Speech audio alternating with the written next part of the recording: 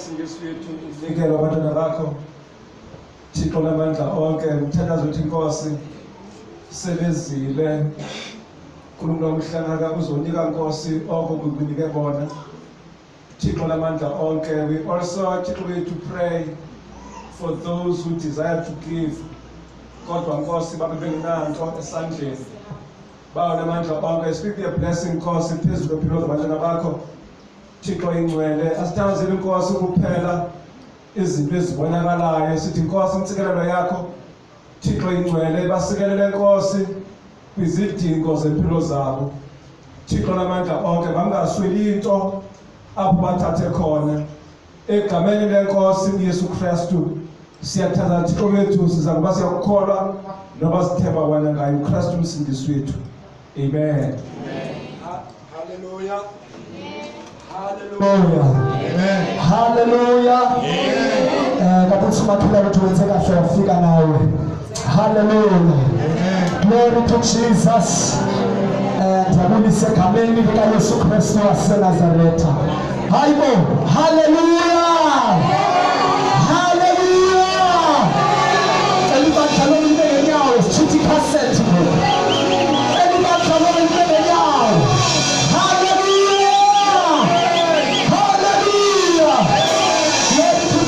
Konakele ngoku sithi cassette. Glory to Jesus. Thatha thuba ndabulisa egameni likaYesu Kristu waseNazaretha. Amen. Nolapha phambi kwenu othandayo siyaphi sindisiya ukuthanda kakhulu uYesu Kristu. Amen. Ngifuna nje ukubona abantu baqala izidwendwe namhlanje bawedishe nje isandla ngisho igama likaYesu Kristu. Amen. Amen. Kingatabeko. Oh hallelujah. Hallelujah. Mama wamkele kile ngosi yathemba ke baba uJosi kunye nathi. Amen. Msithela mabonakala ngoku. Glory to Jesus. Jesu wehla.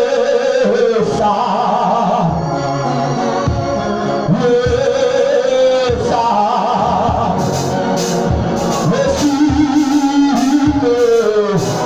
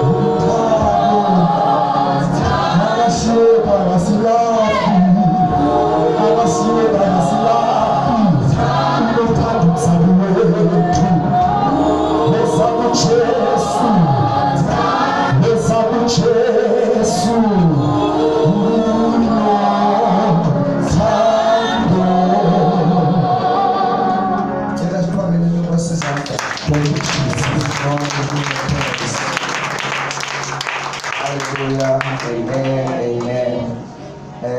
Can you just sit down for a moment? Amen. Siyabulisa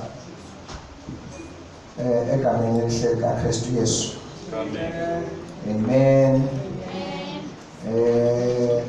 Ngiyaqhela ukuba xa ndithetha ndingathetheli mna ndithethele thina. So ungathi nqaqathi siyabulisa. I'm one yet two. Amen. Greetings to the church in the wonderful name of Jesus Christ. Amen. Before siqhubeke, I don't know ukhona umuntu oqalayo ukuba khona namhlanje.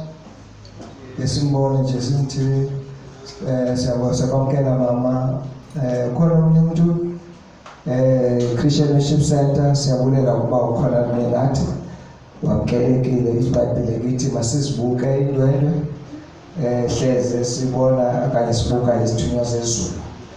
uThixo usebenza ngabantu aba-physical to do supernatural works. So siyabulela kaUthixo for your coming. Uzocela ke xa uphuma inkonzo ukuba uzohlala kwesitulo ngafuna nje mancokole nawe ukuze nje uzive nawe wakelekile. Amen. We are continuing. Cela singithi kancinci ngehlike khona into engathi ne-echo.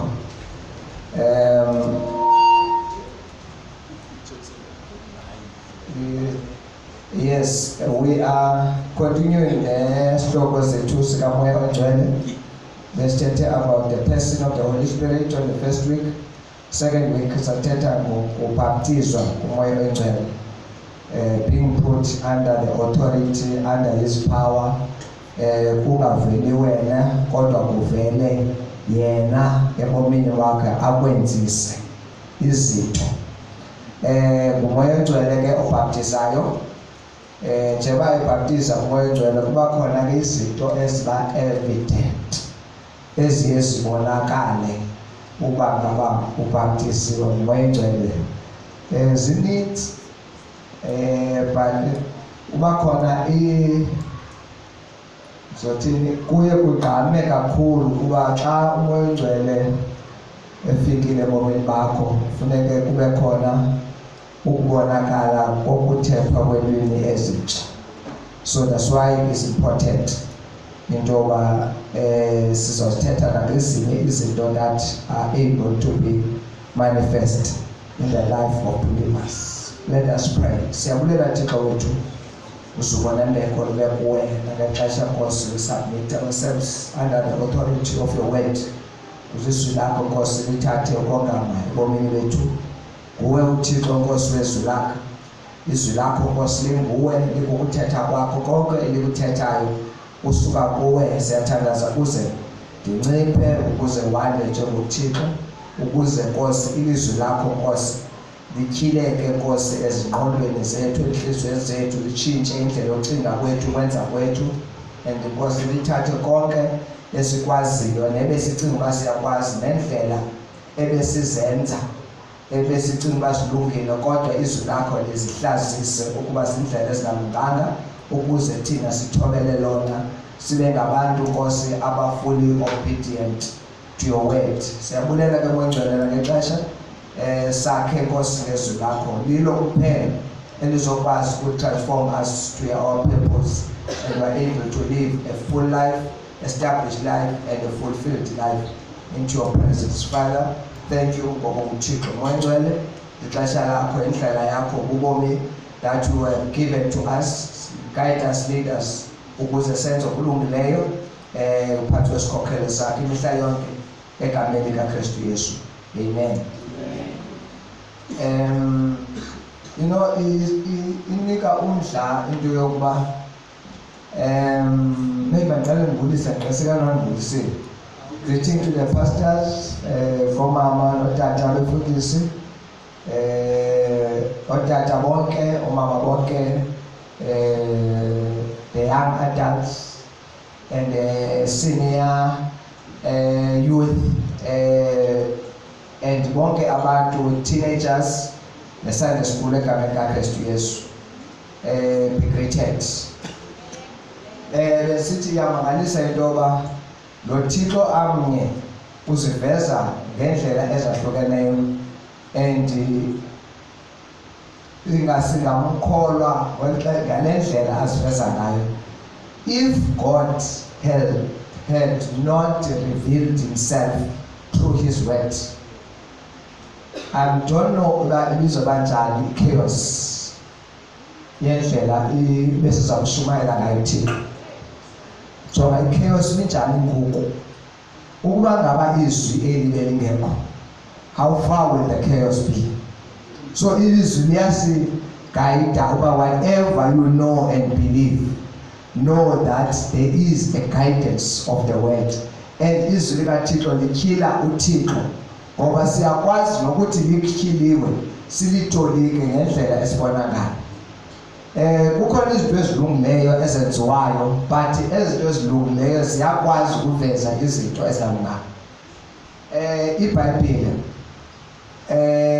ityhiliwe ngokuba ibhalwe. Now ngexesha lokuhamba kwexesha there have been people that have translated a Bible to more simpler forms, now so that bonke abantu bakwazi ukuyifunda. Ibhalwe as Hebrews and those languages there. then abantu bayityhila ke ngoku okanye interpreted the Bible okanye translated to other languages. But sometimes the languages fall short of it a meaning of what the original Bible was saying. Loo nto ke ngoku ithetha ukuthi thina sohamba ngeso siXhosa sethu esithathwe maybe esiNgesini okanye esingathathanga nakwisiHebrew. So kungufasa uba i-translation yethu izawuba less.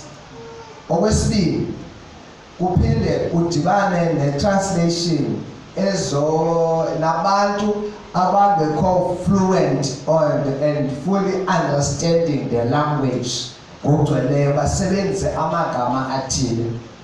Ubunofunda iBhayibhile yesiXhosa ufasa uba unaso isiXhosa, unaso isiZulu, unaso ezinye amagama angacacanga ngepha esiXhoseni because laa mntu okanye aba bantu zange babe nayo i-meaning egcweleyo yesiXhosa bafaka elo gama. Uthi ke ngokuZulu understand ubone uba mandiyofunda esiNgesini ngoba bekuzanywa ukwesithi. Ithi ke le nto yam xa ufunda iBhayibhile eyi-one i-possibility yokuba ufunda into engaphelelayo ingakhona. Awukwazi ukufunda beyi-one so that umve uThixo ngale ndlela azityhila ngayo. Kubalulekile uba zibe khona. KwesiNgesini kuqale kwaba khona le Bhayibhile kuthiwa ngu-King James Version.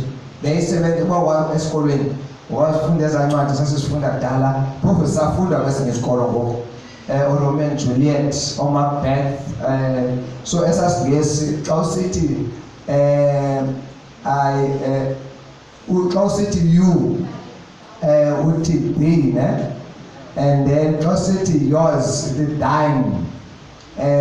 Xa uthi yabona inamagama nje athile. And ke ngoku isilungu sika King James is more complicated than New King James. New King James tried to interpret it. So isizathu uba ndithethe ngo-New King James because i-close i-translation yayo to the original. Xa ujonga ezinye eBhayibhile uzofumanisa uba kukhona iivesi ezitsikyiweyo ezinga-exist no-exist. So yile nto ibalulekileyo uba uve umzekelo wazevesi eyokuqala endandiyifundile I think 1 John chapter 5 uverse 7. Ikhona but ayikho because nje ubukhona bayo kule verse kwezinye iBhayibhile i-short ayiphelelanga because epheleleyo izothi bathathwe bangena emazulwini uyise ulizwi nomoya oyingcwele and these three are one but awuzuyifumana kwezinye iBhayibhile. So it's very important to understand zininzi iivesi eshiyile almost close to 20.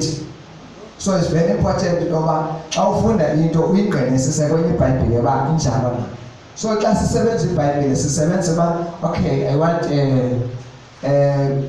utata usiphenduke uye athi le Bhayibhile ndiphethe kuthiwa ngu-NLT axebiza athi sisiXhosa sisiNgesi okanye sisiXhosa esisiNgesi. In other words, it's a simple form of interpreting. But ke nayo ke kuba khona ke ezo zinto. So yile nto ibalulekileyo uba xa ufunda iBhayibhile uyifunde as it is.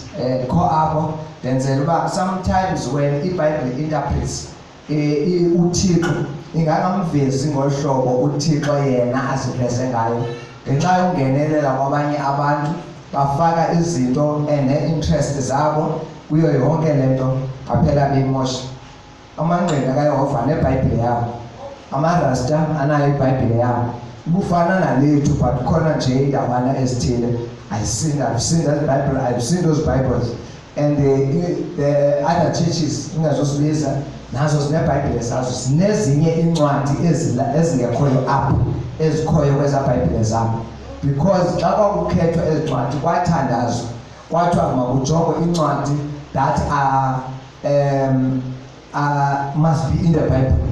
Kwakutheni ukuze ezi ncwadi zikhutshwe ezinye zikubekho ezifakwayo. Some colleague of mine ke that esiphangela nayo uyi-Africanist and uthi ezinto zikhona into ezininzi ezakhutshwayo because there was too much of black people and Africans that were in those books now that were taken out. Ndiyaqonda uba ke zikhona ke ingxoxo mna endingazingeniyo ngoba ke lo mntu une-view yakhe nalendlela ayikholwa ngayo le nto. But eyona nto yeBhayibhile, it is not about certain people, but it is about God. IBhayibhile ityhila uThixo nemisebenzi yakhe nento ezanzileyo abantwini. That's why xa kuthethwa ngo-Israel as a chosen nation, yindlela uThixo lefuna uzityhila ngayo kwisizwe sinye. And it was Israel, not Europe. Abelungu bayifumene later iBhayibhile, bayithatha for their, or to use it for their own advantage to oppress people. That's why kunokuye Europe ngoku inqabile, neecawe zinqabile, nezikhoyo icawe seyizindawo zokonwaba ngoku because zavalwa, and abantu abaninzi base-Europe they believe that there is no God. So yayingeyonto yabo qha they took it and use it to make abantu slaves, colonize and take all over the world. Andikho apho qha ndifuna ukuthi sometimes we need to open our mind, but when we talk about the Bible, it is about the plan of God, indlela adale ngayo uThixo, indlela abone ngayo abantu necebo likaThixo lokubuyisela abantu kuye, nendlela uThixo that revealed himself to his people so that bamazi enguye, not someone that is like other gods. Amen. Singene ke on our theme. Namhlanje we are talking about gifts as kamoya engcwele. But as I was saying before, is that izwini is part of those signs. Uba kuthiwa umuntu unethetha ngelwimi ezintsha, and then ayikho ezizo zodwa, i-boldness. Yaziqopha bisongo njani uthi nobuyi ushumayela uvele uqoma andisena nenhloni le nto bandisindisile. Ubuyifaka eplastikini iBhayibhile xose ecaweni okanye uyifake ebhekini uyiphathe ngesandla uthi kukhona into engenileyo, so that noba abantu bandibuza uba uyaphi bayazi, okanye noba bandibona bayazi bandiyaphi. Naxa bendibuza ngale nto ndikwazi uyimela. That is boldness. It's a sign that you have been baptized by the Holy Spirit. You are not ashamed of the gospel. I-gospel kuwe ingamandla kaThixo. Self-denial. Yabona le nto ukuzincama uzilaba le mayincame uyixelele ngoba iyakhala inyama yakho ithi awuyi awuzoyifumana le nto uyifunayo, because this is a temple of the Holy Spirit apho ahlala khona alawula khona. You are less concerned about izinto yabona izinto ezi-material things. Ayizo zinto zakho manicathi uba you are too much on them. Xa ungulaa mntu ungenwe nguThixo, they don't matter, but God matters most. Zona ziba khona i-statement esathelwa ngumama uMbingeleli athi ezi zinto uThixo asinikeza zona, they are there to decorate or to brighten our life. They are not the main things. The main thing is God in us. We become sensitive to the Holy Spirit. Remember, kukhona izwi lam, kukho izwi labantu, kukho izwi laSathane, and bekhona izwi laThixo. So sometimes uyacinga uba ibiva uthetha uThixo kanti akusenguye. So that's why it's important uba xa umoya engcwele egcwele ebomini bakhe, you are able to hear his voice clearly. You obey. The obedience is part of full obedience. Uba ndizamthobela uThixo. I-salvation, maybe mandithethe that sometimes it doesn't make sense. Kuthiwa yenza le ngohlobo, it doesn't make sense. But it's ukuba komoya engcwele uba ithi ngexesha it doesn't make sense on the natural, but umoya engcwele ayityhile kuwe kuba hey umanxa ngathi yenze sense, ngexesha ibonakala ngathi ayenzi sense. That is umsebenzi kamoya engcwele. You are teachable, you are guided, you are led. Umuntu wenyaniso, yazi umuntu osingisiweyo onomoya engcwele akaxoxi, akathethi akakhuluma amanga, batsho bakwaZulu. iBhayibhile ithi uSathana lingxoxi and unguyise wamaxoxo. So once you switch from the truth to the lie, you switch your fatherhood to the devil. Because yes, to know the truth and the difference between the truth and the lie. In truth, in lie is something that is close, looking like real, but it is not real. When Jesus, when God, as a thetha no Adam no Eva, sininzi into ezenzeka pha. And then ithi iBhayibhile, God was there, but babenendlela abava ngayo ukufika kwaThixo nepresence yakaThixo ebomini babo. Ithi babehleli emyezweni bethu kwafika kuSathane. Siyalazi masibale iGenesis. And then uthe uSathane, did God really say you are surely going to die? Now ufaswa amagama asebenzileyo akathanga akayitshintshanga uyayazi uba uthe uThixo sizawufa. So wathi hayi anizufa but nizobona more as God. So uSathane uzofika azise lento now naxa ephendula kuEva akaphendula direct uba uThixo uthe sizawufa. Uthe uEva xa uthe uThixo hleze sife. So akathanga yabo. Remember, when you start to put your words ngendlela engeyiyo, you start to make izinto to look like they are, but although they are not. So inyaniso ke is not far from the truth, but igqwethiwe nje yavela kwelinye icala. Ibonakala jonga impahla. Khona into ekuthiwa i-original abantu bayo ne qobelo nantoni ne-fake. I-fake ne-original ziyesifane kungabikho mahluko, kodwa uyayazi i-original kulula ukubona ntoni. So uba uyazi inyaniso kulula umamela buxoki ucinga uba kuyinyaniso. That's why you need to know what the word says. Hayi Thixo uncede osinceda zange ndaliva. Okay, wasidlule. Now umoya engcwele ke uyasinceda ukuze siphile kumoya, singaphili kwintoni kwinyama. We live according to the Spirit. Remember what you said? This is a container. But the Holy Spirit lives inside to guide us. So masimvumele ke asenzise izinto ekufuneka sizenzile. Kukhona nje iverse endi-interestayo before ndidlule, Exodus chapter 31. I will read quickly verse number 3. Uthi verse number 3. I have filled, okay, sorry, verse 1. Then Exodus 31. Then the Lord said to Moses, look, I have specifically chosen Bezalel, the son of Uri, grandson of who? Of the tribe of Judah. I have filled him with the Spirit of God. Give him great wisdom, ability, and expertise in all kinds of crafts. He is a master craftsman, expert in working with gold, silver, bronze. He is skilled in engraving and mounting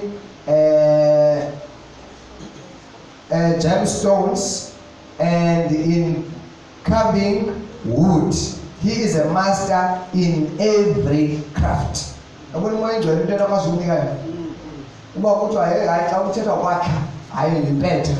Xa kuthethwa kwakhe icraft i-goldsmith okanye lontoni whatever uyimpetha ngumsebenzi kamoya engcwele akunika nje uqoma lo mntu lo unid iskill sokwakha into ethile, unidwe esiphysical esenza izinto esingashumayeliyo esingathini but a skill of making izinto. Moya engcwele cela usifundele kwincwadi ka 1 Corinthians chapter 12.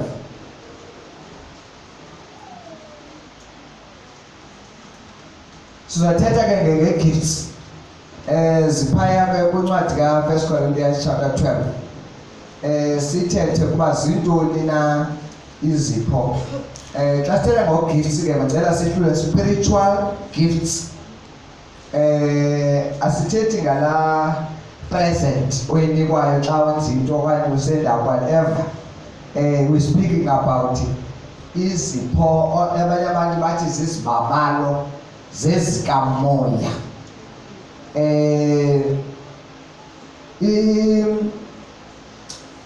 Okay, so fikile. Sinayo mic.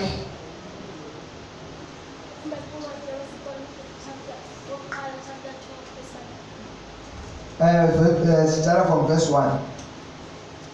Njengezipho ezezomoya bazalwane, andithandi ukuba ningazi.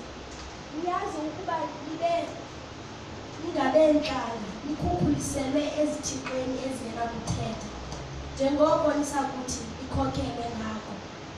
Kungoko ndinazisayo okokuba akukho namnye ethetha ekumoya kaThixo kunokuthi ungosingiselwe.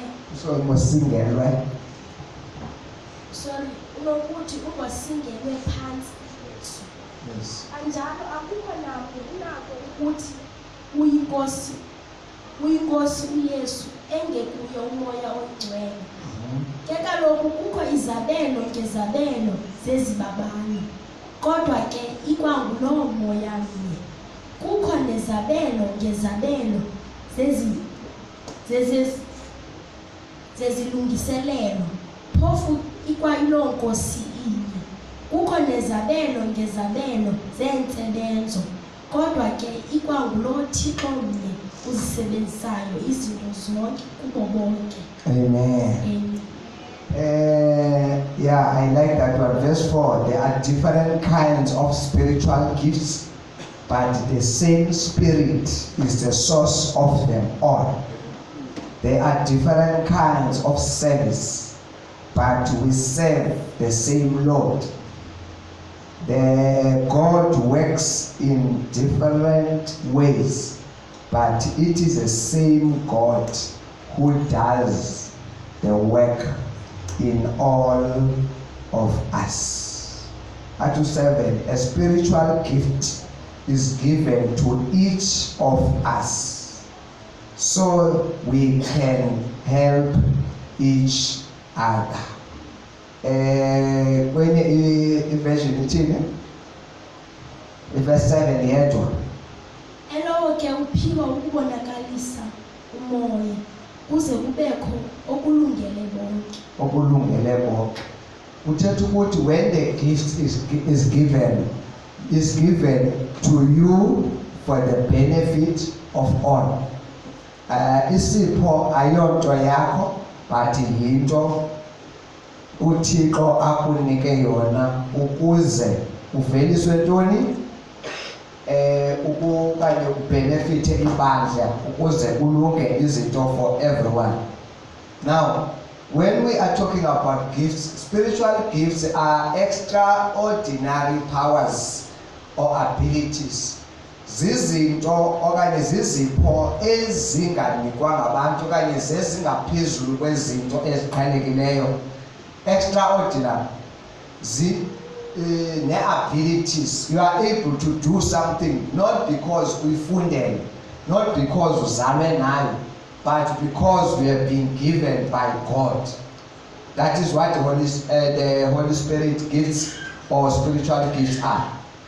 They are able to distinguish a Christian from umuntu ongakholwayo. Indlela owenza ngayo usindisiwe ngegift iyakwahlula emntwini ongakholwayo. Now, ilento besithi ezi gifts azenzelwanga thina, zenzelwe uThixo ukuba akwazi ukusebenza ebantwini bakhe, okanye sebenza ngawe ebantwini bakhe. You are there. That gift is imparted to you for the benefit of us. So xa uneyakho uThixo akubabale ngayo, ithi wena serve us. Ayizo zinto zokuphakamisa abantu. It doesn't make me great because I have a certain gift. once a gift of the Holy Spirit ingathi phakamiswa umuntu ayisasebenzi umsebenzi wayo seyisebenzela lo ayiseyiyo ekabani ekamoya engcwele. Okay, sizaya kusidlula lapha. So and these gifts are meant to equip the church to ukuba ibandla likwazi ukwakheka. Spiritual gifts are given by the Holy Spirit at the point of salvation. Yazi wena unikwa into ongayazi kunayo. That is the gift of the Holy Spirit. Once wamkela uYesu, i-gift ihamba i-package. When you got saved, unoYesu, unomoya engcwele, you have God. That's why awukwazi ukuba noYesu yedwa ungabi nayo uThixo. Awukwazi ukuba noYesu yedwa ungabi nayo umoya engcwele because he come as one. Yona le iBhayibheli pha uJohn ithi will come sizawuhlala and make home with you. So uThixo uzokwenza ikhaya kuwe. So into ofuneka uyenze you acknowledge uba ndinoThixo omkhulu olapha kuwe. Yabona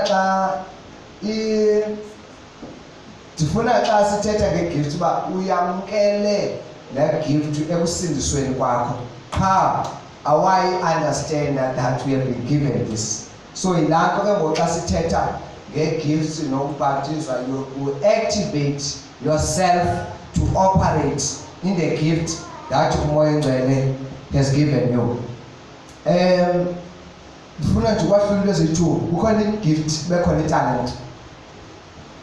I-spiritual gift you get it from salvation when you are born again. Yindlela yakho oqala ngayo insindiso in a Christian life. Iyangena intoni i-spiritual gift.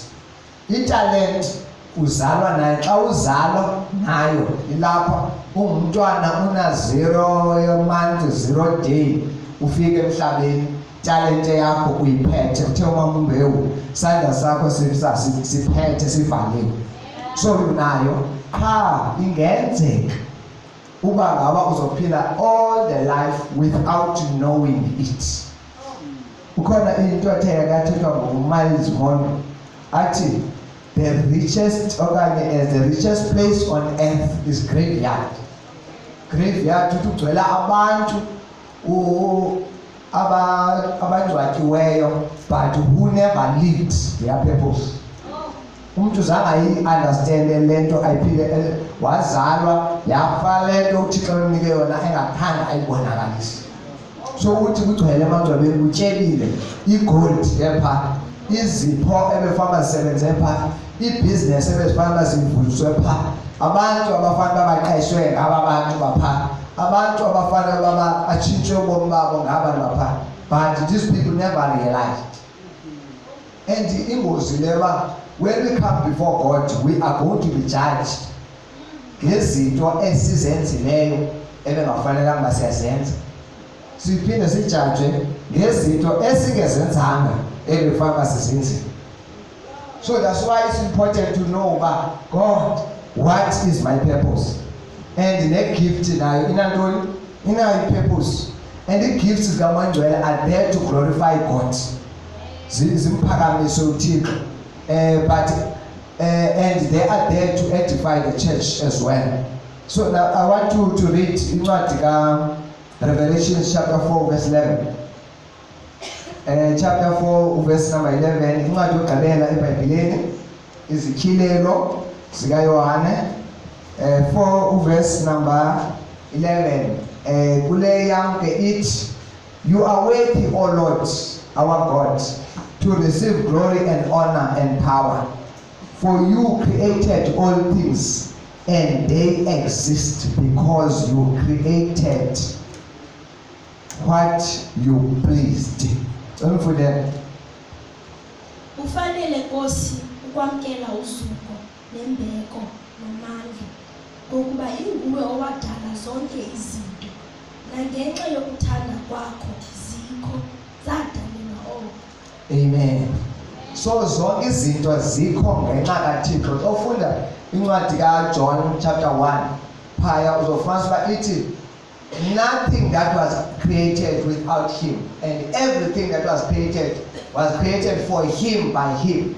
So uba ngaba i-gift yakho does not glorify God, ithetha ukuthi esi sipho sakho asiwenzi umsebenzi efana siyawenza. Into esiyenzayo singeba siphakamisa wena okanye siphakamisa into ethile. That's why you have to answer before God. Ngoba lokhu wena, what God has given you, uyenze into yakho, wayenza ibe into ezophakamisa into igama lakho. And xa uphakamisa igama lakho phambi kwabantu emhlabeni, iBhayibheli ithini? Umvuzo wakho utheni? So ufincile. So it means yonke i-reward yakho you've already received. So you don't expect anything from God. And so they are there to glorify God. And then it gives, that's purpose number 2, they are there to make sure that they edify the church. Zize ukuzokwakha ibandla. Incwadi ke ema-Efeso isahluko sesibini uverse number 12 uthi in those days you were living apart from Christ. You were excluded. Chapter 4, verse number 12. Yes. It is their responsibility. That means as is to equip God's people to do his work and build up the church, the body of Christ. It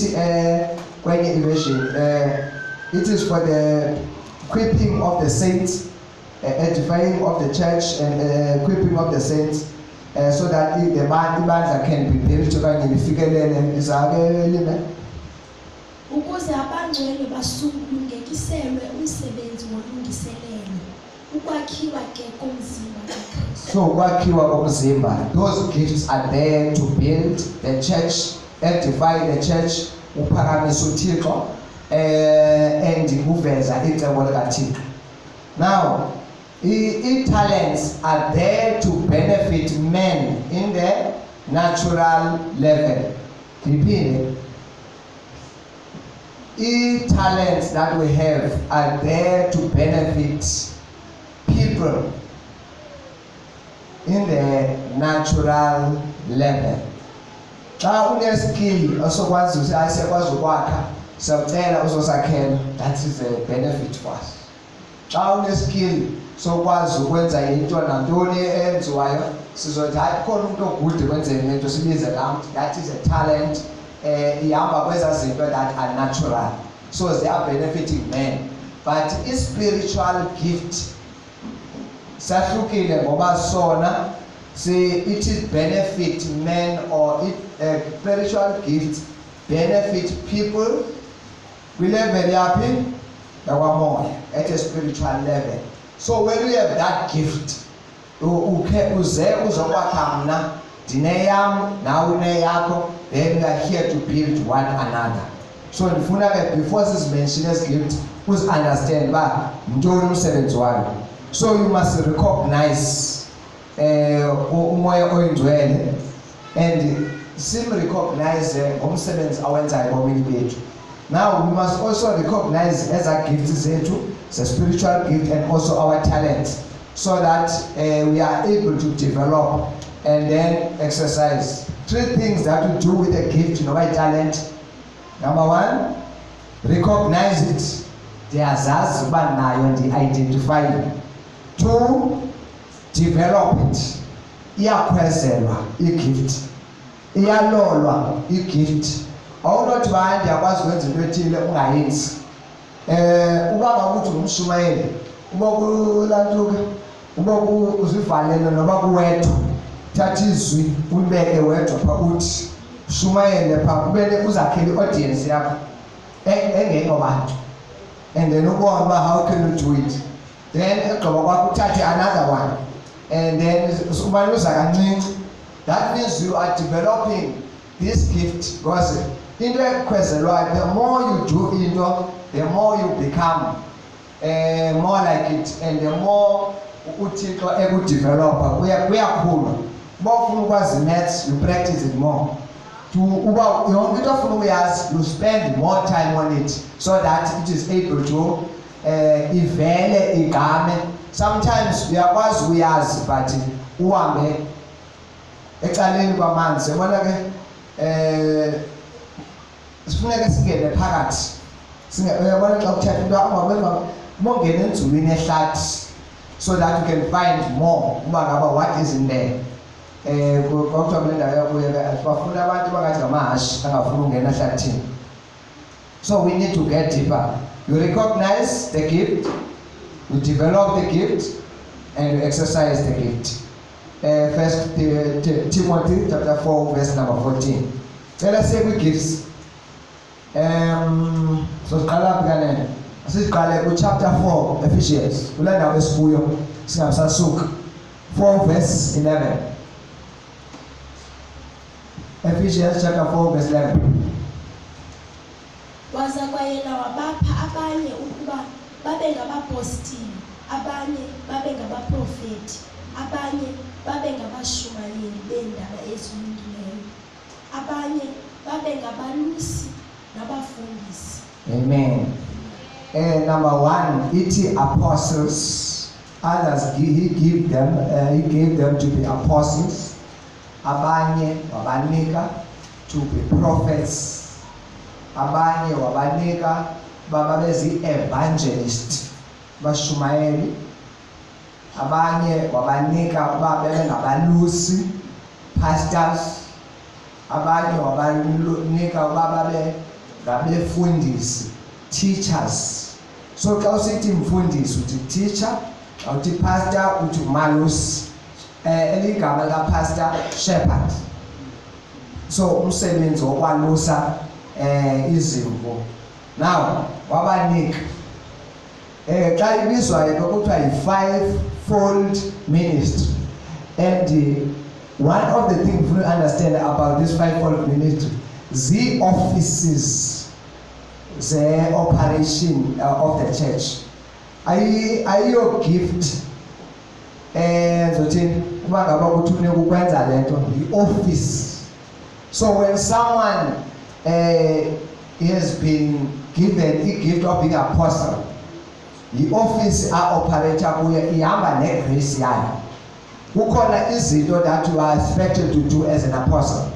There's something that you are expected to do as a prophet. Now umzekelo i-apostles ngabantu eligama lithi apostle means a sent one, umuntu othumiweyo. Awunoba lapha ube takugogo uqala ibandla ube nguwe apha ukhokhela ibandla uthi ngumpostile. Yasiqhatha. Umpostile ngumuntu othunyiweyo ezizweni ukuyoshumayela ivangeli. Uyaphaya ashumayele, uThixo asebenze ngabantu. After esebenzile ashumayele abafundise abantu, abazinzise ezikolweni. After that afumane someone who's going to be a teacher okanye a pastor.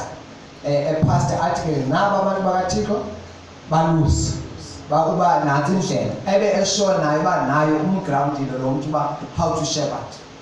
Then ahambe umpostile aphinde aqhubekeke ashumayele. If you look at Paul, he will go to Corinth, to Ephesus, to that ashiye umuntu ozojonga ibandla amane ebuya azovela. That is what the apostle is. Amen. Amen. So are your title? And you very ziphe. Awuziphi anyway. But abantu kufuneka kube khona uThixo ozoconfirma ebantwini uba nanku yena uyile. But eyona nto igamayo okanye becomes more clear is the work that a person does before a name is called. Igama lilandela umsebenzi. That is what spiritual gifts. That is how they operate. Akuqali kuye kwigama ingekabikho lento. Umuntu uyakwazi ukuyifaka ibe khona but ungaqali igama lalo uyibize ingekaphushi. The people can prophesy over you that you're an apostle. It's okay, but bazama ukuqinisa uba wena focus on this line and do it. So before now uboma ndinguye, first show yourself ndinguye. Bayakwazi ukumbiza abantu because the Spirit of God is in them to confirm that eyona ministry yakho is apostle. So ube uThixo kasebenza. So if you look at apostles, abafundi baqala bazi-disciples, bahlala phansi kwaYesu, bafundiswa benza yonke into. Wafika umoya oyingcwele wababhaptiza kwincwadi yeZenzo chapter 2, and then yaqala ke ngoku ilatuka iigifts zabo zaphuhla, and based on the teaching that Jesus Christ has given them, baqala ke ngoku bagcwala yonke indawo behamba beshumayela. Then kwathiwa ke ngoku that is apostles. So i-apostleship ivele besebenza, but ayivelanga after that bathi hayi bebingaqala bangabafundi and then they graduated to apostleship. Ingabo ke ngoku abantu who are overseers of the work. So umuntu oyi-apostle, he oversees the work. Bangaba kuyenzeka khona abantu abajonge pha, khona abantu abajonge pha, khona abantu abajonge phaya. Amen. A prophet is someone, iBhayibheli elagama lithi prophet means someone who speaks for them. Umuntu othethayo. Uyabona umuntu ongumprofet akadingi keyboard, akadingi ingoma. Ubaba wafika endaweni evela fika prophet, akadingi noba angaqala athandaze. When prophecy is a prophet in the office of a prophet, the person can prophesy, and ukuhlala kwakhe nabantu kuba khona nje izinto umoya oyingcwele azibekayo, and then aqala athethe, and as you remember, prophecy, if it is true, itestwa ngantoni? Ngokuba ubonakala uba ithini yenzeka. Xa umuntu weprofethile kwenzeka, yayibona ke ngoba this person, because prophecy must be fulfilled. Asikwazi i-prophecy zingabikho fulfilled. So lasithetha nge-prophets, sithetha ngabantu abathetha into uThixo ayithethayo kwibandla njengokuba injalo. When I was still younger ensindisweni, ndafumanisa uba i-prophets are not the popular people. Ngoba xa bephila kula office hayi bayithetha into uThixo ayithethayo, and bangathandwa because sometimes bathetha izinto ezingafuni ukuthethwa ngabantu abazazi. Ngoba i-prophets ifika igqabhuse okanye yoshumayela endaweni, fika apho ifika ithethe igqabhuse izinto ezoyikekayo. I have seen and ke ngoku xa zifikile i-prophets ibandla liyakheka liqine. Also xa kufike i-prophets in the church zithetha nento uThixo ayithethayo, some churches break. Ngoba uyakwazi ukuba senkonzweni but kube khona into ezenzekayo ezivalelweyo, ezifihlweyo. So xa ifika iprofethi ingazi into uzoshumayela vele uThixo athetha, vele athetha uthi ezazinto. Now kube khona abanye abantu bethukayo, abanye babeqoba besiyazi, and then ke ngoku kube kuthatha i-decision abantu uba what do we do from here? So i-prophets ngabantu abaza nenyani kaThixo and abaprogram, but beza nale nto uThixo afuna uyenza in the church. So mthandazo wam ke, may the Lord raise people who are true prophets. Ongazuprofeta i-date of birth yakho, okanye uhlala phi othini, into yaziwayo le. They must speak something that is not yet revealed, ezokwazi ukwakha indlela ebheka phambili. Umuntu ozoxelela uba wawuthe le nto uyazi history yakho uyachaza lo mntu ayingoprofethi but is under the camouflage of a prophet. Khona into ekathi nomfuzi mashithe ukuthi nalesibuzo uba kutheni ingasabonakala abaprofethi ngoku. No, uthi webuza uba kutheni ingasabona amagqirha la ekade khona ehamba ethini. Udafuna uba hayi nje bengathi ngela xesha ke engakaxhaphaki nje bakhona. Udafuna uba hayi akhona qha ekathi imishini yayo ayisebenzi kakhulu phaa. So alapha ngoku phakathi ecaweni azochaza abantu. Remember, the prophet is not a consultant. The prophet. Okay, if you put a prophet, the fact 5,000 is a one-on-one prophet. That is not a church prophet. Ekathixo ize uzokwakha ibandla and ize ukuzotyhila lento uThixo ofuna ukuyakha ebandleni.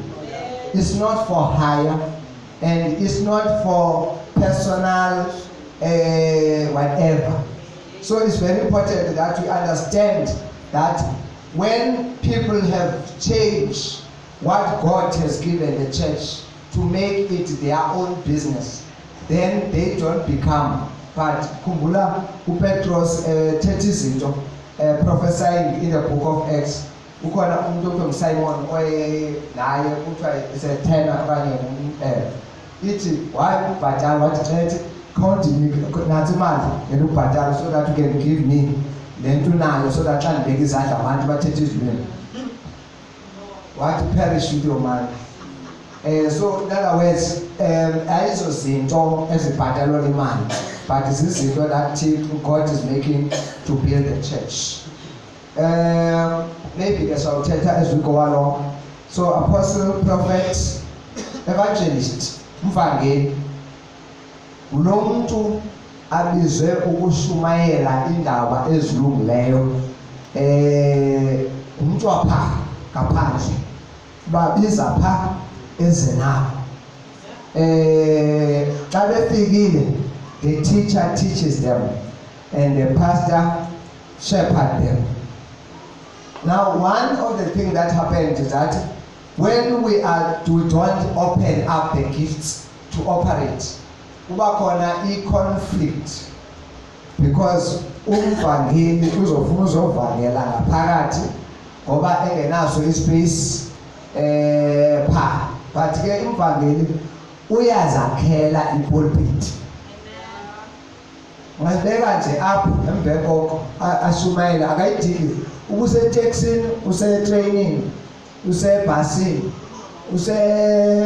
open spaces, uvele ashumayele because ubona ntoni abantu abalahlekileyo and he's sharing the message of salvation. Akagwebi bantu, akathuki bantu, but uzisa ntoni icebo likaThixo lokusindisa abantu. Amen. Kukhona izinto apha evangelini esiyasifunda wonke. So it's very important that uMngcwele sincede to correct them so that singabaxeleli abantu lezinto zabo bayazazi futhi abazithandi ngoba zenzayo. Ungabona bathi babeyohlala phaa umzekelo umuntu asele uyakuthanda usebenqini. Ukhona into emtshana aqonda uba ke ndathi noko izoke ndiyibale ndihambe ndiyolala ndofuna kusasa ndayibona ngomso. But ke ngokunida icebo likaThixo uba when you are facing this, ithini icebo likaThixo ngobomi bakhe, then kulapho ke umuntu azobona uba tyhini kule nto ndikuyo there is a plan of God. That's why it's important that we don't keep quiet in the spaces that are, because abantu bayalidinga icebo likaThixo loba besindiswe. An evangelist ke bakhona those who are in the office of evangelist, but uyakwazi ke uba ungumntwana kaThixo, you have igrace yokuthini yoba ngumvangeli. To be an evangelist is to speak the word of God, is to share your testimony to someone else ezomnceda bazane noThixo, is to share icebo likaThixo is to pray for someone else xa engxakini abone uThixo. That is evangelism. You live a right lifestyle before people, that is evangelist. So xa umvangeli ungulo muntu aphethe icebo likaThixo nanini, always ready. Number 4, a pastor, I have said, is a shepherd. Umalusi is a shepherd, the flock of God. 1 Peter chapter 5. 1 Peter chapter 5. Sifunda kuverse okay, masiqale verse number 2.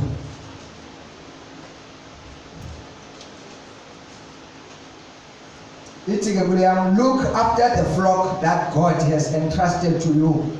Watch over it willingly and not grudgingly, not for what you will get out of it, but because you are eager to serve God.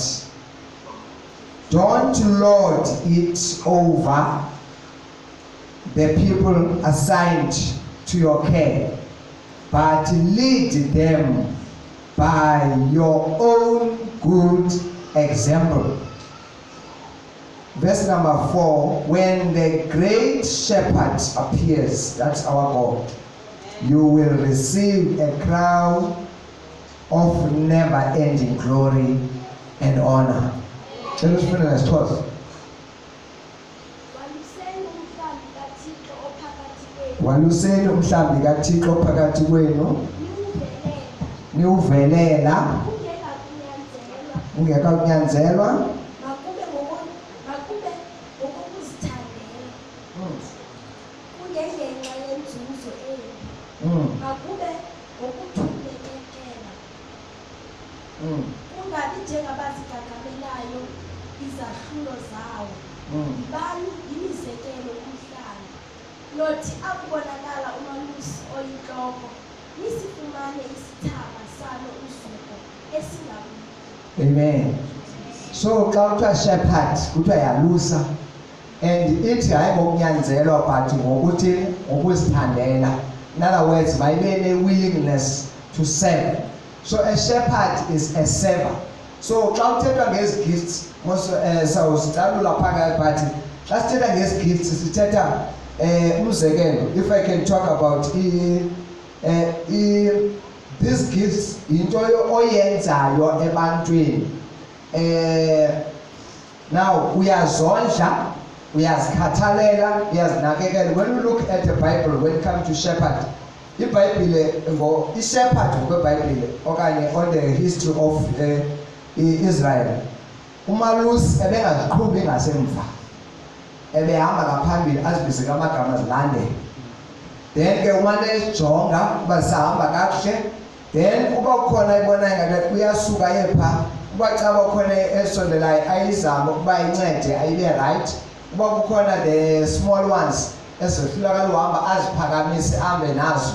Intention is to take care of the flock, iphathwe kakuhle umhlambi, ngoba lo mhlambi ayingowakhe umalusi, uqeshiwe ukuba anakekele umhlambi. Ngenye imini uyeza umalusi omkhulu who will come and say, my shepherd, account how have you led my flock. Isho iBhayibhile. So ithi mawungabonyanzelwa, makungakube kwenzuzo. Uyabona xa zondlekile zihluthi ziyalukhupha ubisi lube mninzi futhi, kodwa xa zibhekile uzifuna ubisi ungangalufumani futhi naxa uxhelayo ungangafumani le nto obuyilindele. So uThixo ke makasincede so that we may be understanding that as we are shepherd okanye xa selusiwe masibe nento ethi Moya Oyingcwele sincede so that sibe ngabantu belusekayo, and then we give the shepherd the work to do in us. Then the last one for today, where for the fivefold teaching. Umfundisi, umuntu ofundisa ilizwi likaThixo.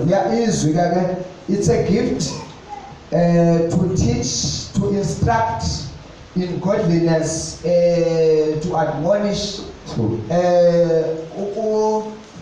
ukulungisa, ukuzinzisa. That means to stabilize the church. Now, xa kufundiswa kuthiwa wena mamela, yabona xa useklasini funeka uhlale phansi uthathe inote yakho uba okay, le nto funeke ndiyenze kanjani. Yonke into enziwayo noba uzoba umpostile funeka uhlale phansi ufundiswe uba what does it mean to be an apostle. Because if you have not been taught of being an apostle, you will become your own apostle. If you have not been taught to be a prophet, you may prophesy okanye ngenze izinto ngohlobo ofuna ngalo. So it's very important that you understand that these gifts are given by God for God's service, and a manual or a guide on how these gifts must work, it must be according to indlela kabani kaThixo.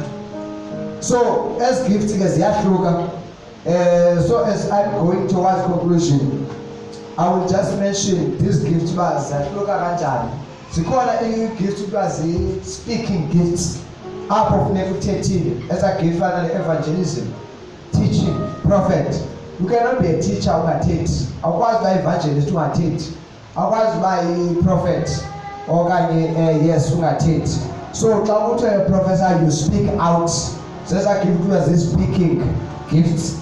Kube khona i-gifts uba zi-sending gifts, ezizokhonza ngangathethi but uzokwenza izinto. Leadership is part of it. Ukukhokhela sizothetha ngazo. Zikhona ukuba i-leader is part of a gift kaMoyengcwele. Ukhona umuntu ufuna uba le nto ukukhokhela akayenzi kuba isensitive, but it is a gift kaMoyengcwele. That's leadership. Bekhona zezi ke zokuseva, mercy, abantu ababonisa inceba, will explain more. I-gift ukuba yi-giving, abantu bakhona abantu abane-gift of giving. Njengoba sithina simane sizonikela, hayi kukhona abantu bayo first uba le nto kuthiwa kunikela i-gift yakhe kaMoyengcwele. We'll explain it next week. And then kube khona i-service, abantu abaququzelayo abenza izinto, that is part of the gift. Yabona le nto kuba ube ngumuntu otshayelayo, olungisa izitulo, owenza into, that is a gift kaMoyengcwele. It's not a physical thing yoba ingenza nje uba ndinamandla. That is a spiritual gift. Uba wena ungumuntu who prepares, who make things ready. Uba ungumuntu nje osoloko one-order. Yayibona into xa uhleli wrong kwayisenzeka lo, ayibona and awonwabi xa ibona, you stand up. Sometimes awuzucela umuntu mayenze, uzoyenza, because sometimes othumela abantu bazokhubeka, but xa uyazi bayi-wrong uyakwazi uphakama uhambe uyayenza. So ndenzela uba ke xa ubona abantu, this is one of my gift of service. Uba ngaba kukho into efuneka yenziwe ndim, and ba-right xa ndibona into engekho right. The other one, power gifts.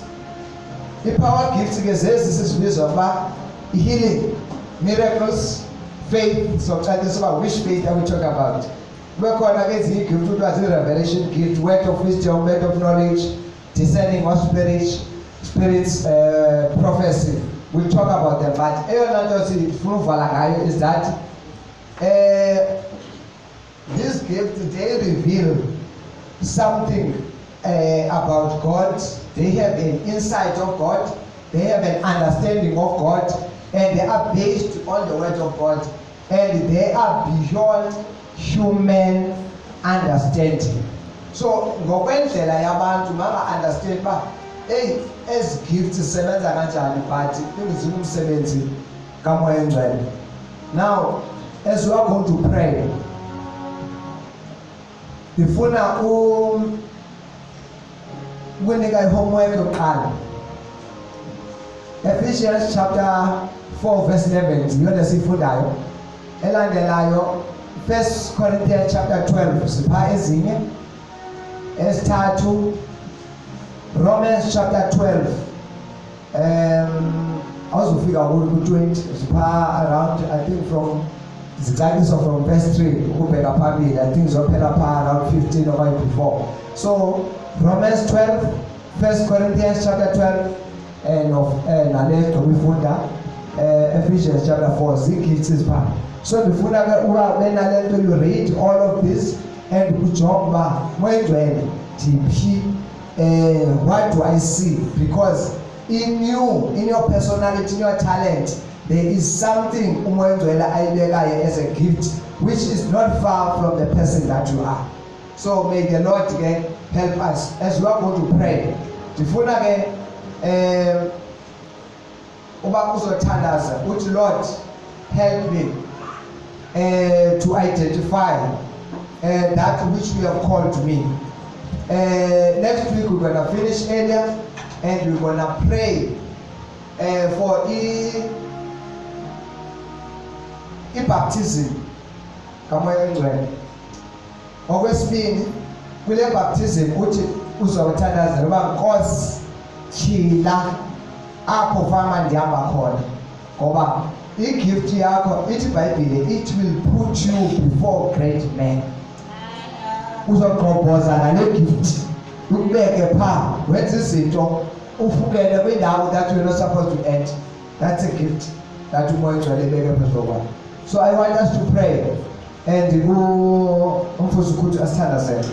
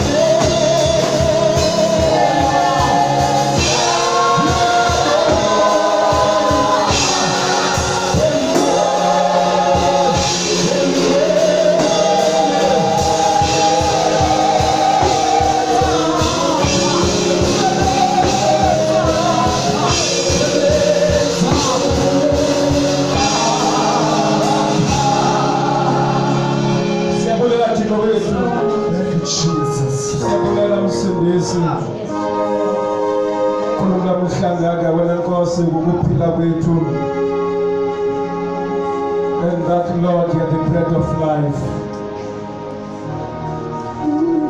Thixo wethu, and that Nkosi, the bread that is living.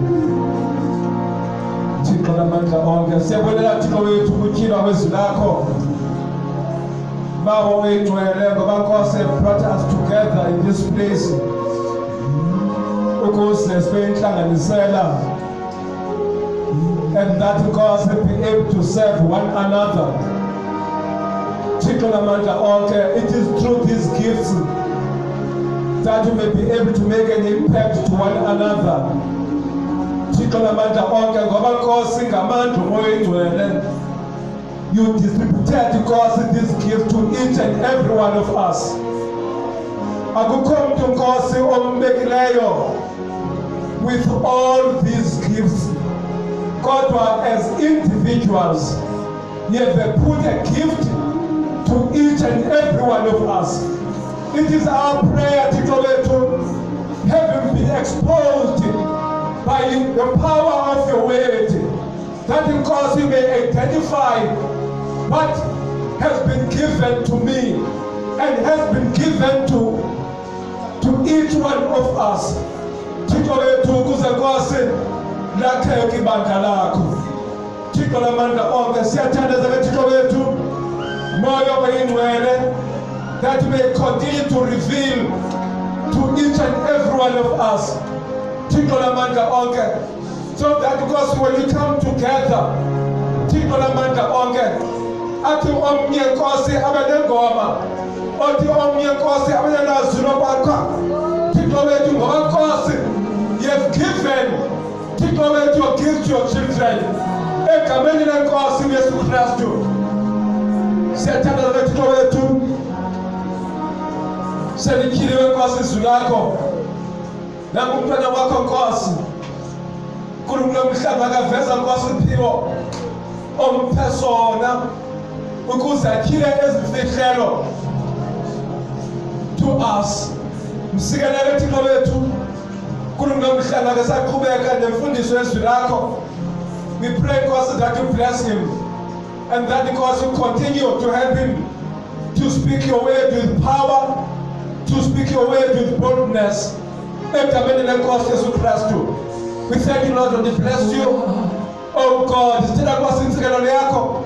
Noma Nkosi sawuphuma kule ndawo, may we continue to meditate upon your word. Thixo lamandla onke, that Nkosi, the power of the Holy Spirit, and continue to convict us and continue to establish us in your word. Egameni leNkosi Yesu Kristu. Lord, we thank you and bless you in Jesus' name. Amen.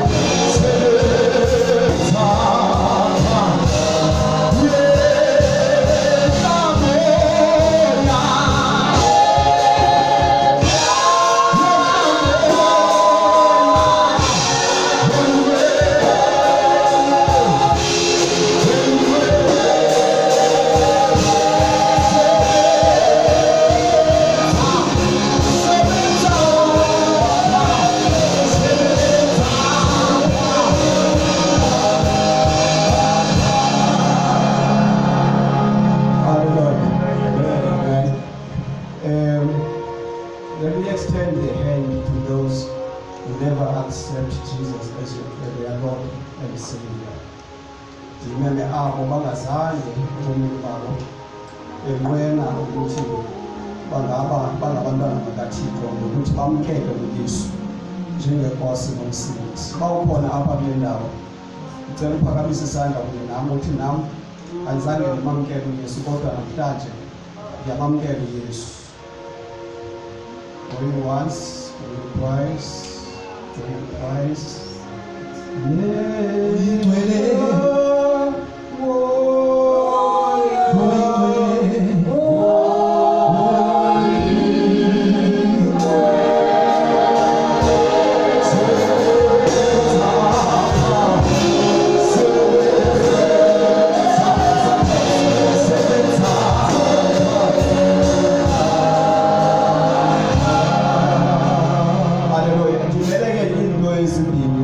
namhlanje.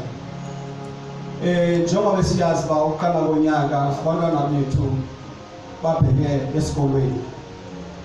Into engiyithandayo into ethe yanikwa umhla nexesha layo ihambe ifike. Kunjalo nje kwathandazwa from the first day babengena esikolweni. Kuthandazelwa ukuthi ingqondo zabo zezikhileke kwizifundo. Kuthi bake indlela inde lide ibango, long way from February, from January up until this far. Kungekho ziphazamiso ezinothi zimphazamise umuntu. Sina abantwana abazawubhala imatric next week okanye this week Tuesday. Amen. I-exams ziyaqala. Kuthandaziwe ke unyaka lo wonke. But now I just want to collect all those prayers once more again. Sithandazele abantwana abazawubhala imatric starting from Tuesday. I don't have a list in front of me, but I will invite those who are going to write exams, the entire student, including the matriculants, ezizawubhala this time around. Hallelujah. Sizawucela ke xa sihlalele la ingoma bakhaphakame bonke abantwana abazawubhala imviwo zalonyaka beze apha ngaphambili ngegama likaYesu. Ihlabo yao hoyi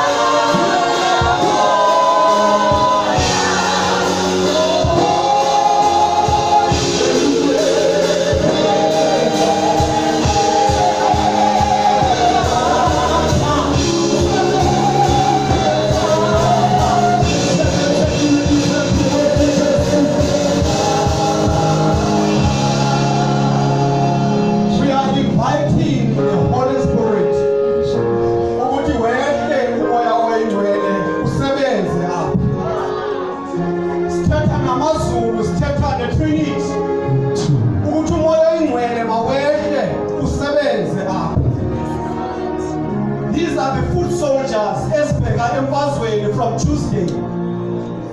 Sicela umoya oyingcwele ukuthi wehle phezu kwezi-matriculants, wehle phezu kwabantwana abazawubhala usebenze kubo. Hallelujah. Ngicela ibandla liphakame. Let us be vigilant when the Holy Spirit comes, when the Holy Spirit is amongst us. Hallelujah. People need to be vigilant spiritually. Hallelujah. Sizawucela umoya oyingcwele ukuthi wehle phezu kwabo. I'm going to read the scripture. Esizawuthi sihambe nabantwana ubheka ephepheni from Tuesday. Sizawinstilla the presence of God kubo ngegama likaYesu. wasibela apha uthethe nge-translations ezahlukile, wasinika ne-original, wasinika nezenyo zokugezelela. Sizafunda ke kwincwadi yendumiso uchapter 16 verse 8. Hallelujah.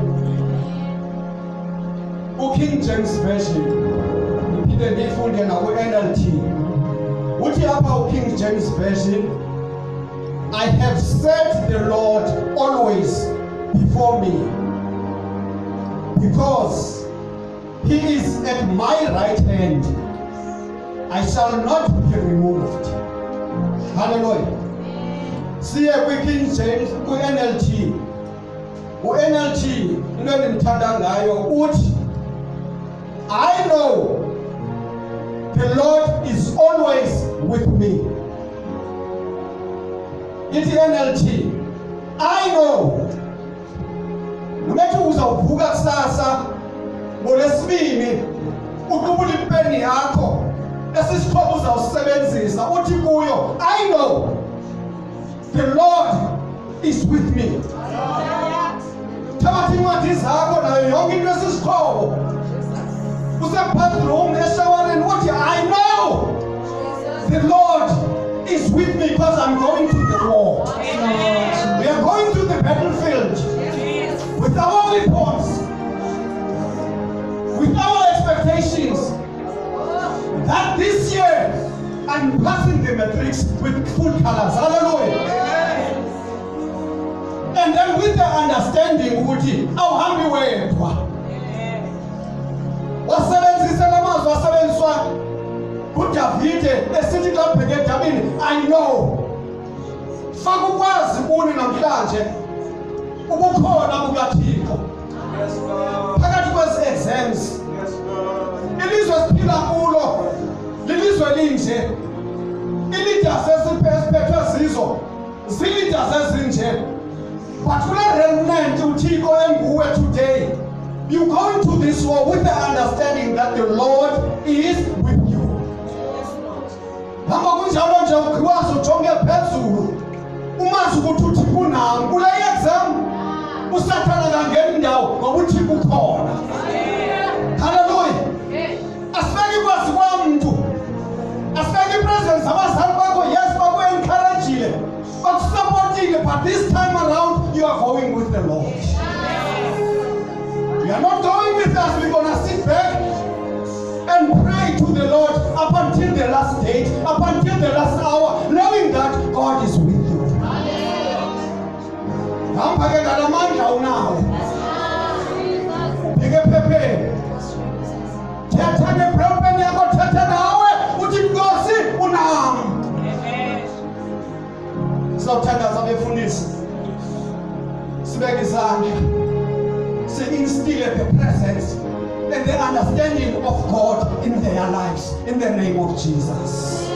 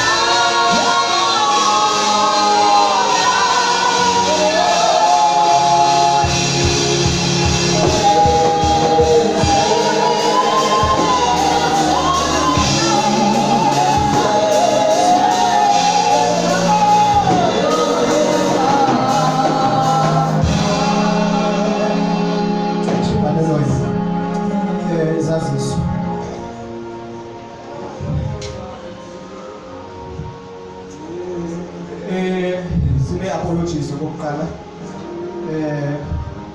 Ityoleni family is not with us today. I trust that they are praying with us at this point in time. Pastor Liz and I akekho phakathi kwethu, Mrs. Makwazima akekho phakathi kwethu. In brackets, those brothers in Zazuiza, they are not feeling well. We are praying for the sick, even at this point in time, in our corners, in our homes, and then we ask for the speedy recovery in whatever sickness that is troubling them. Mrs. Nemitudi, Mrs. Ndosh, Mrs. Changa, they are not feeling well. All of these brothers and sisters, they are popular. Isaziso sokuqala sanctuary on the 22nd of November, that will be Saturday, Wellness Day. Sorry man, not sanctuary, Saturday. The 22nd of November is a Wellness Day. All our Wellness Day as the branch kindly request the wellness team to start preparing. Izaba iye yethu ke silibandla okanye mhlawumbe siyibranch ayo ye-team nje qha kuphela. Xa kuthiwa kuthethwa nge-wellness kuthethwa ngathi sonke but silidishwa yi-team elidisha i-wellness. Let us come and support and do the necessary work accordingly in the name of Jesus. Sunday school graduation Sunday on the 23rd of November, there will be this graduation. Children from northern suburbs will join Mfuleni graduation as well. On Saturday, the 29th of November, Umam Nyani invites everyone, as we said last week, from the age of 55, hallelujah, and above to celebrate.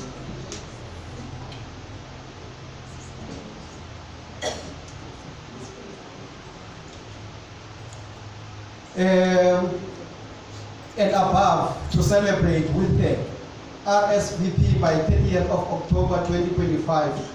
Contact for the RSVP are on the invite, or you can get them from the admin desk. Theme Yalamsha is a black dress code. The black tie dress code is a formal evening standard. Required men to wear a tuxedo with a black bow tie and women to wear a full-length evening gown or an elegant cocktail dress. Amen. Siyathondoba manje le-age noko seyithanda ukuthondoba ngoku asahambi nje. Hallelujah. Sithetha ngo-elegant cocktail dress. Uyeva? Ne-tuxedo zabe zisitsho. Emntaneni? Na. Sunday, on the 30th of November 2025, Thanksgiving service. Plans can start as per normal to avoid the last minute preparation. Yathemba ukuthi ke ezigroupini ithunyelwe le information yokuthi on the 30th of November is a Sunday, say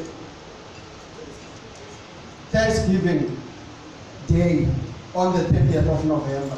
Siyathemba ke, let's try ukuthi silungiselele in time, singabi banjwa ngamaxesha sibe sizibone singabantu banethi kodwa information siyifumene kwangethuba. 5 and 7th of December 2025, Iron Sharpens Iron Conference in East London. The registration fee bekuthiwe ke xa sithetha le mali nizayibiza apha wena ubhatala ihafu. Siyevana ungothuswa ile nizayibiza ujonge ihafu yayo qha wena.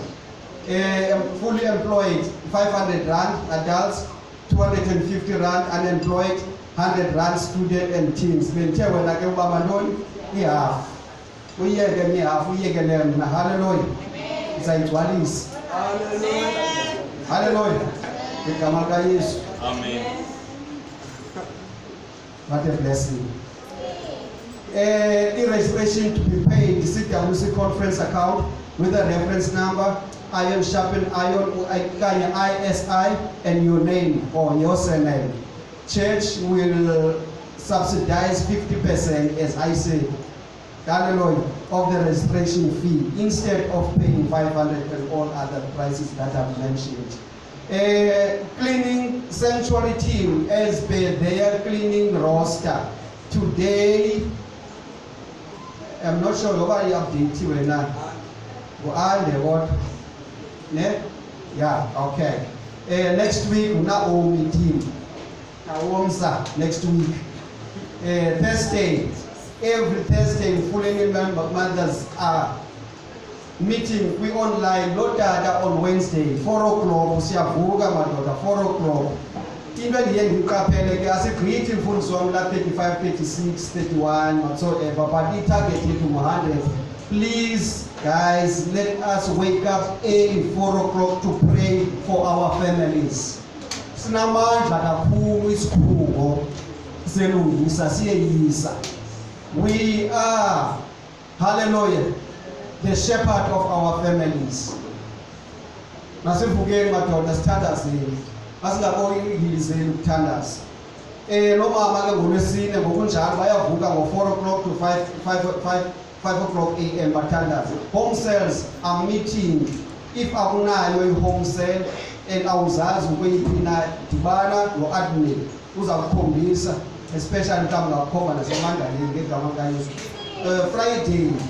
Friday prayer at Mfuleni branch. Siyathandaza abantu. Umthandazo uyakhulula abantu. From day 1 uzalwa up until this far ugcine ngomthandazo. Asikwazi ukwahlukana nomthandazo. Asizeni ke ngoLwesihlanu ngo6 PM up until 7:30 PM siyathandaza apha enkonzweni. All visitors are requested to stay behind for a brief introduction session and a refreshment after church. Nase sinye isaziso ke sibalulekileyo. I-evangelism team nayo iyacela ukuthi isheke ngasemva ngutata uNgomane ukuthi awudibane nabo for few minutes after church. Amen. Engicelayo ke ibandla liphakame sesithi ke eso ngithe andasithetha mhlawumbe ngishiyeke bazamo. Kukho umfana ocela imithandazo mfundisi wami, mfundisi Mazibela nomfundisi uKhuthu. Ngizamcela ezaba ngaphambili specifically uthe ucela uthandazela. Amen. Ngiyacela kuzaba ngaphambili for mfundisi wami. Ayikho le worship insection pants. Okay, awuhlabeke leso. Siphakame sonke sawuthi emveni kwakho ukuthandaza lo mfana sonke lo. Solulele izandla zethu phakathi. Lotho bathi.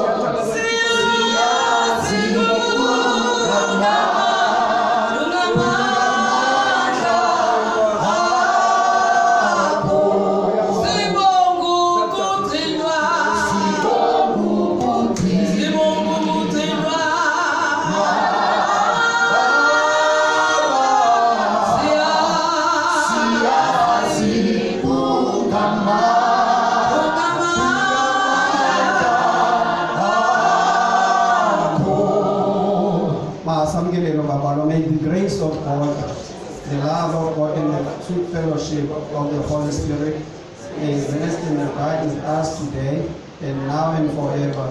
Surely goodness and mercy shall follow me all the days of my life, and I shall dwell in the house of the Lord forever and ever. Amen. It's literally that.